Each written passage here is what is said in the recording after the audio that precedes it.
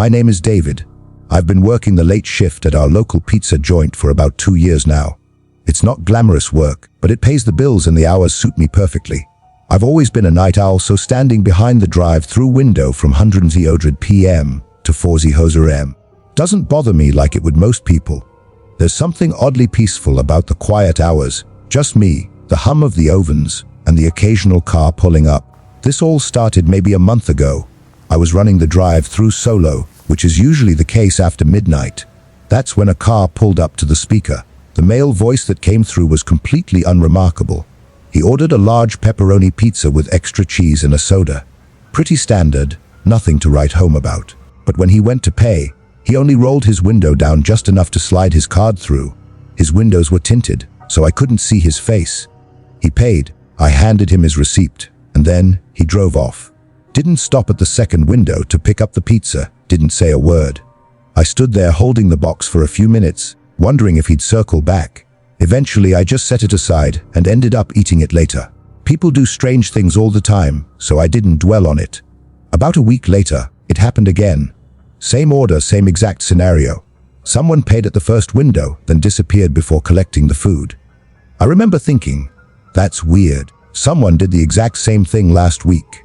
At that point, I didn't fully connect the dots. I chalked it up to coincidence. But when it happened a third time, the pattern became impossible to ignore.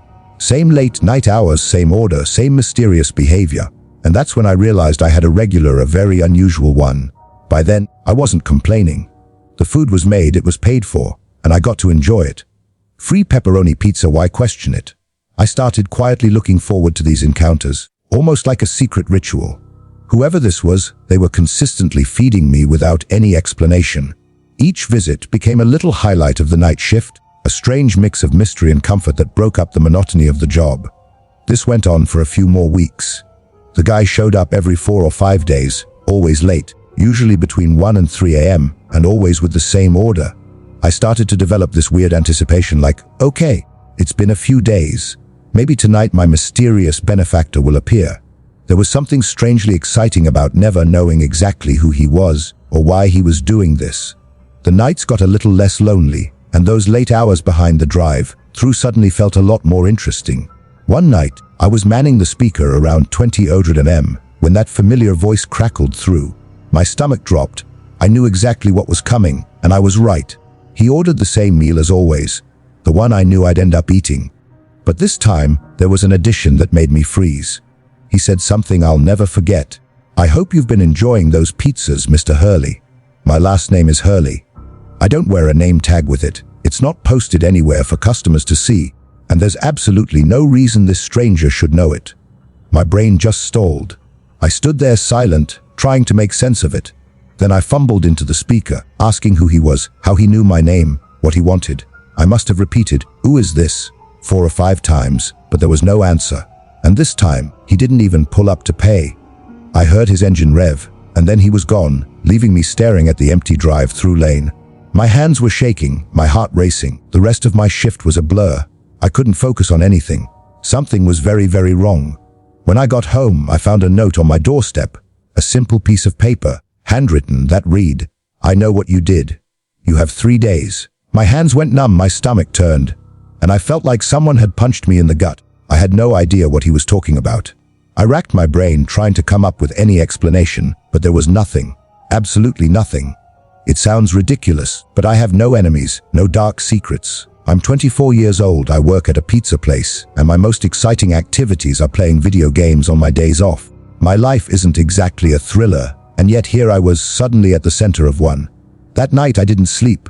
I just sat on my couch, lights blazing, ears straining for any sound outside, dreading what might come next. But nothing happened. Not a thing. I had no choice but to try and move on. But it didn't take long before the nightmare returned. The very next night at work, he was back. This time, he didn't even bother with his usual games. He didn't order food. Instead, he asked me to write something down, and before I could even respond, he handed me an address. Some random location on the outskirts of town, an area I didn't recognize. Then he dropped the bomb: I had 2 days to deliver, and 10,000. I nearly laughed. I didn't think he could be serious. But the look in his voice left no doubt he wasn't joking. As soon as he drove off, panic slammed back in. There was no way I could or would hand him 10 grand. I don't even have 10 grand. I decided to ignore it. I told myself it had to be some elaborate scam, or maybe a twisted prank by someone I knew. Looking back, I should have called the police immediately, but I didn't. I thought it would blow over. 3 nights later, I believed it had.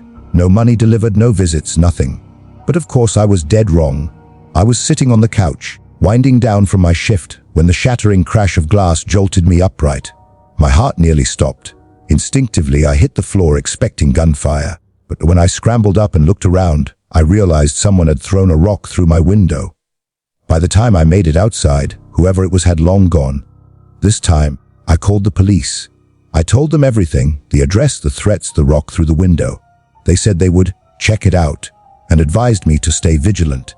Honestly, they didn't do much, just promised to patrol the area a bit more closely and reminded me that without doorstep footage, there was little they could do. That was 3 days ago. Since then, I've called in sick for the last 3 nights. But I know it won't help much. The guy clearly knows where I live. I can't afford to stop working, and moving isn't an option. I'm trapped in this nightmare, waiting for the police to track him down. I'm considering asking them to trace the credit card he used to pay for the pizza meals, hoping that might give a lead. Beyond that, I feel powerless. Why I was targeted in the first place is a mystery. I have no enemies, no secrets. All I can do is hope this doesn't escalate further, and somehow, that this ends before it's too late. The night shift continues. The drive-thru lane waits silently once again, speaker glowing softly, the road stretching into darkness, fog rolling in, unanswered tension lingering. The mystery remains unresolved, as I brace myself, hoping this ends before it's too late. This happened a few winters ago, when I was working overnight security at a commercial warehouse complex. I was 26 at the time and had been doing the job for about 8 months. My shift ran from 11:00 p.m. to 7:00 m, and almost always I was the only person on site. There was a supervisor I could call in case of emergencies, but most nights, it was just me, the building and the cameras. The complex was on the outskirts of a small city, tucked into an industrial area where nightlife didn't exist. Most nights followed the same dull routine: clock in, do a full exterior walkthrough, then settled into the security office to watch the monitors, with another patrol every hour. The warehouse stored mostly industrial equipment and bulk supplies, nothing truly valuable or exciting. The night everything went sideways started out pretty normally. It was cold enough for snow to be falling, but nothing heavy, just enough to make everything look quiet and pristine.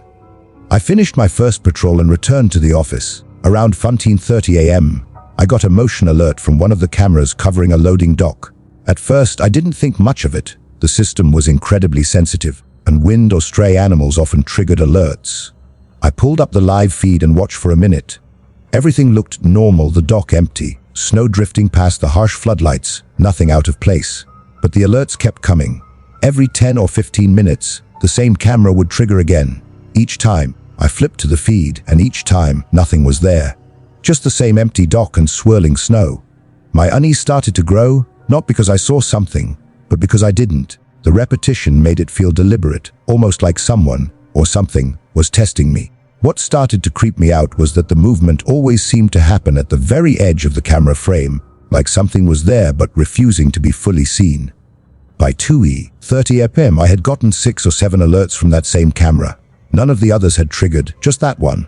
By 30:00 m, I decided I had to see for myself. The snow had mostly stopped, and the complex was completely silent. I did a full perimeter walk of the dock area with my flashlight, shining it into every shadow and corner. Everything looked normal. All the bay doors were closed and locked, and the only footprints in the snow were my own. I shrugged it off and went back inside. About 20 minutes later, a loud metallic scraping echoed through the warehouse, like something heavy being dragged across concrete. My stomach tightened. I flipped through the interior cameras, but every eye looked empty. I started feeling uneasy, like someone or something was watching, playing some game with me. I tried to reason it out. Maybe it was the wind shifting equipment or snow melting on the roof. That explanation barely held up. An hour later, the sound came again. Louder this time, the dragging followed by a sharp bang, as if something had slammed against one of the interior doors. I cycled through the cameras once more. Cameras 1 through 5 showed nothing, just the same empty aisles. But camera 6, Its feed went black for 3 seconds, static flickering across the screen, and when it came back, the angle had shifted just slightly to the left, as if someone had touched it, or worse, been standing there. That was it. I couldn't sit there any longer. Grabbing my flashlight and radio, I forced myself to step into the warehouse, every nerve on edge. The interior was massive, probably 80,000 square feet of industrial shelving, stacked in long, endless aisles. During the day, it was bright and busy, forklifts clattering and workers moving about. At night, the overhead lights were dimmed to save power, casting everything in a sickly yellow half, light that made the shadows stretch unnaturally. I was maybe halfway down the main aisle when I heard it. Footsteps, coming from somewhere to my left. It definitely sounded human, like someone walking 2 or 3 aisles over. The second I froze, the footsteps stopped too. I stood there, trying to slow my racing heart, listening into the silence. It was the kind of silence that presses down on you, making every second feel endless. After what felt like forever, I couldn't stand it anymore. I had to break the quiet. In a firm, commanding voice, I announced that I was security and demanded whoever was there reveal themselves. Of course, there was no answer. The rest of the patrol was nerve-wracking. I moved through the aisles expecting a confrontation at every corner, bracing myself for someone or something to appear. And the longer I checked, the more certain I was that someone had to be in there. But I never saw another soul. That somehow was worse than a direct threat. I didn't see or hear anything else for the remainder of the shift, but that brought no comfort. I actually felt a strange mix of fear and guilt. My job was ridiculously simple, yet I had been utterly unnerved, possibly overreacting. But I knew what I had heard. By 7 a.m., I just wanted out of that place. I reported everything to my supervisor, who arrived shortly after my shift ended. Maintenance conducted a full inspection but found nothing. Doors were secure, alarms were untouched, and the entry points made no sense. I could tell some people didn't believe me. Still, that night remains one of the most terrifying experiences of my life. Even now, thinking about it makes my skin crawl. Still, that night remains one of the most terrifying experiences of my life. Even now, thinking about it makes my skin crawl. Outside of the police and a few close family members, this is the first time I've revisited the memory in full. I graduated from college about 8 months ago with a degree in communications, which, as you can probably guess, has been incredibly helpful in securing a stable career. That's sarcasm, by the way. I'm still living with my parents, bouncing around jobs that barely pay the bills, and real employment feels like a distant dream. So yeah, off to a fantastic start in life. In the meantime, I drive for Uber and Uber Eats, sometimes juggling both in the same night, depending on who needs what. I know it sounds kind of pathetic, but it's what I've got for now, and at least it keeps me busy. I usually drive on weekend nights, Friday and Saturday, from around 9:00 p.m. until 2:30 a.m. That's when the surge pricing hits and the drunk college kids are spilling out of the bars downtown, needing rides back to whatever passes for their homes. It's not officially a night shift, but it feels like one. The streets are emptier, the city quieter, and there's a strange tension in the air that only comes out this late. This happened a few weeks ago. It was a Saturday night, maybe around 1:30 a.m., and I was seriously considering shutting the app down for the night. Just as I was about to call it, one last request popped up. The pickup was downtown, which was easy enough, but the drop-off, way out past the suburbs, into an area I barely knew. I almost declined it, but the fare was too tempting to pass up. The girl I picked up seemed completely normal, nothing unusual about her at all. The drive took about 40 minutes, long enough for the city lights to fade into dark, quiet roads.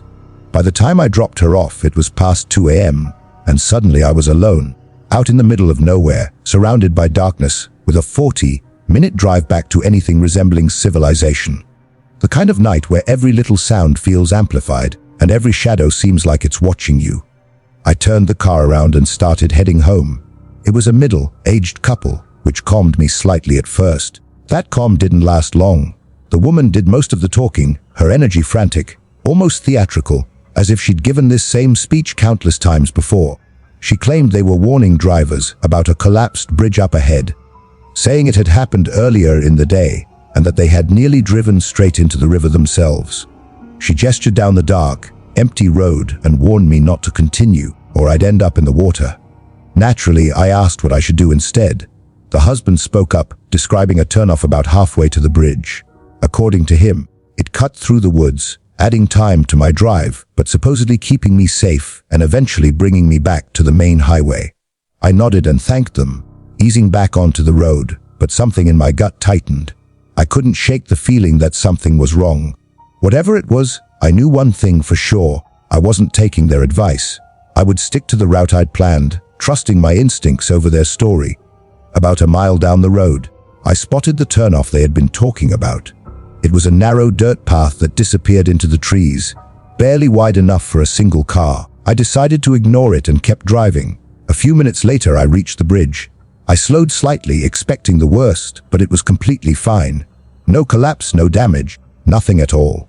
I drove across without a problem and made it back to the main highway within minutes. Even though nothing had happened, the encounter stayed with me. That night, I barely slept, my mind replaying the scene over and over, imagining what could have gone wrong if I had taken that dirt path alone in the middle of the night. A few days later, curiosity and maybe a touch of foolishness got the better of me.